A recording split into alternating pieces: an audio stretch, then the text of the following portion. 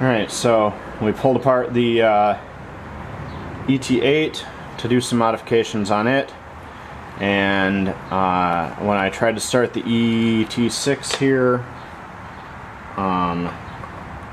we discovered that it doesn't have any compression, and I think the intake valve is got something stuck behind it, so time to pop the head off of it.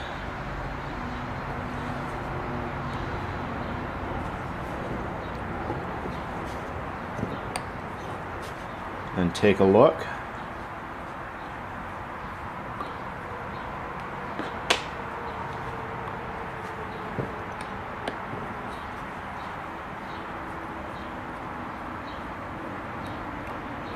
And remember, I borrowed the carburetor off the ET6 here to put on the ET8, and that simple single needle carburetor is working just fine. So I'm gonna try putting the 2-needle fancy carb from the ET8 on the ET6 and see if I can get it adjusted for plain old hit and miss operation. But oh yeah, this head is filthy, so there's probably something stuck around in there, so I'm gonna have to clean all that carbon out and flush all this intake out to make sure that there's nothing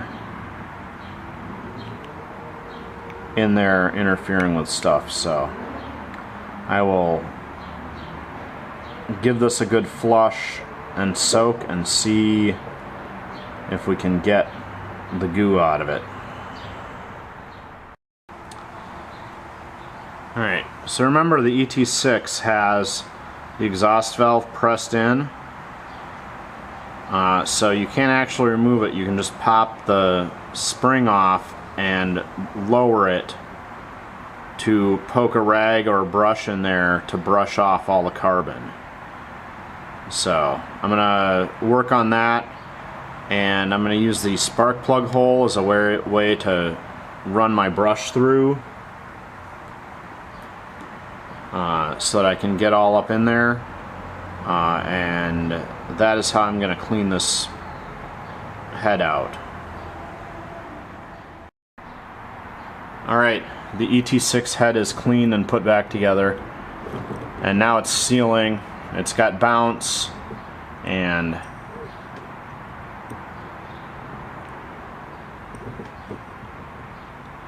you can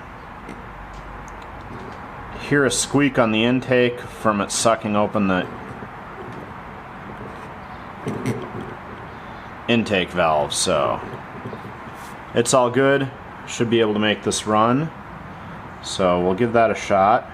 And then the ET8, I drilled all the holes in the bottom of this can, so we'll have to assemble that and try it out.